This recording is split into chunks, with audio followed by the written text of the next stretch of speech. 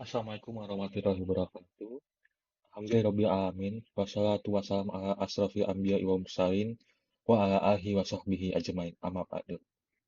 Para hadirin yang sedang menonton video saya, hari ini saya akan melanjutkan tentang materi dari Marhaban ya Ramadan yang dibuat oleh Ustadz Pak Arifin. Kita akan memulai dari tema kita sebelumnya yaitu akhlak, yang dimana kita sebelumnya membahas tentang bahwa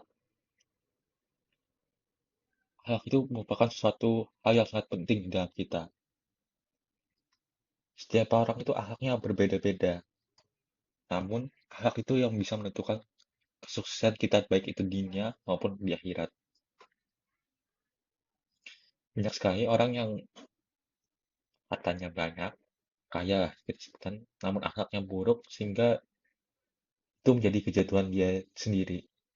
Contohnya ada ya, paling terkenal ya kalau dari kisah Nabi ya Korun. Yang awalnya miskin, kemudian dia belajar cara mengrajin, akhirnya dia menjadi saudagar yang sangat kaya. Namun di akhir cerita itu karena akhirnya dia menjadi sangat pelit, ya kikir lah kita bisa sebut bahasanya. Akhirnya dia diajak oleh Allah Subhanahu wa Ta'ala. Dia adalah salah satu contoh orang yang berakhir kaya, namun akhlaknya tidak ada. Bahkan jika semisal ada kayak orang yang sangat pintar namun akhlaknya jelek, maka tidak akan ada orang yang mau ya kerjasama dengan dia. Sehingga akhirnya mungkin dia pintarnya sama kalah pintar dengan orang yang lebih pintar, serta akhlaknya bagus. Oke, itu saja dari ringkasan akhlak. Kita lanjut ke tema bagian warga. Lebih tepatnya spesifik terhadap hubungan suami dan istri. Banyak sekali orang yang komplain. Biasanya suami suka kayak gak diizinin kayak misalnya mau beli motor kayak atau mungkin dia mau mancing gitu kan. Ya dia ada hobi itu. Kemudian sama istri tidak diperbolehkan. Kadang pun sama dari pihak istri.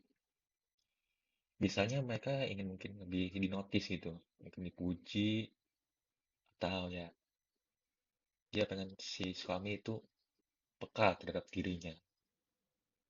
Sehingga ya ibaratnya disuruh bisa baca pikiran lah. Namun terlepas dari hal itu, kedua pihak ini suami dan istri punya konflik masing-masing. Kita akan coba lihat dari perspektif sang suami dulu. Maksudnya dari sang suami, di mana laki itu, kebanyakan laki itu dia simple. Jika dibilang iya, berarti iya. Jika dibilang tidak, tidak. Sehingga ketika mereka mungkin berurusan dengan ya cewek atau istri, jika mereka mungkin belum terbiasa, kadang mereka bisa saja salah mengartikannya. Sehingga ya bisa dibilang, ya pokoknya jika sang suami jam terbangnya tinggi, maka mungkin dia akan lebih peka terhadap istrinya. Begitupun dari pihak istri. Suami itu kadang suka aneh-aneh lah ya bahasanya. Kayak walaupun udah umur kayak 20 tahun, 30 tahun, kadang mungkin sifatnya itu seperti anak kecil ya, seperti itu. Yang akhirnya di mana ya si istri itu mungkin agak kesel juga sebenarnya. Kalau saran dari saya sih sebenarnya mungkin harus dirundingkan terlebih dahulu. Soalnya itu kalau dari pihak suami itu biasanya itu cara melepaskan stresnya dia.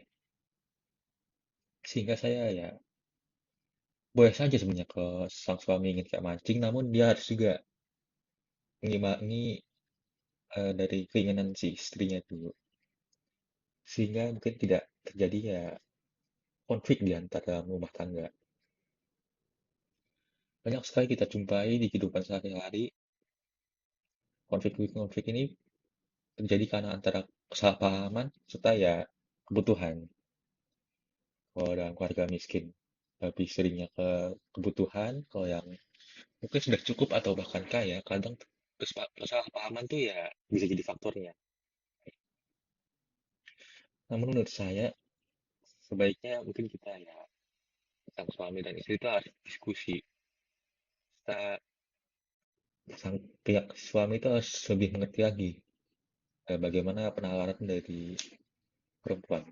Dan juga ya, yang perempuan juga harus paham sih sebenarnya. Kalau laki, ya walaupun saya bisa bilang cukup simpel. Oke, itu saja untuk bagian dari keluarga tentang hubungan konflik suami dan istri. Sekian dari saya. Wassalamualaikum warahmatullahi wabarakatuh.